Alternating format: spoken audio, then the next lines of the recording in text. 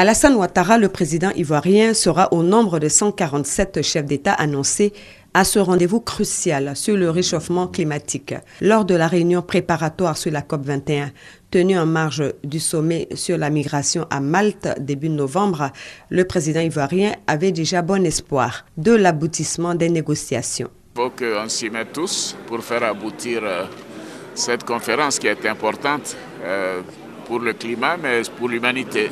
Nous allons tous nous engager pour que la conférence de Paris soit un vrai succès, surtout dans l'intérêt de l'Afrique. Et justement, pour défendre les intérêts du continent africain, à la 21e conférence des Nations Unies sur le climat, le chef de l'État ivoirien fera des propositions à ses pairs. C'est d'encourager les grands pollueurs à polluer moins, d'aider les pays africains à développer des énergies renouvelables et de mettre en place également un fonds qui puisse financer ces énergies renouvelables.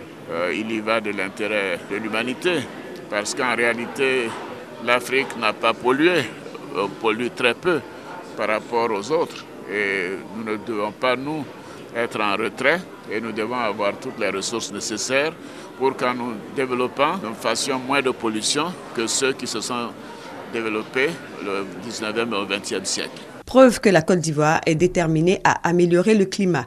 Une délégation composée d'experts prendra part aux négociations.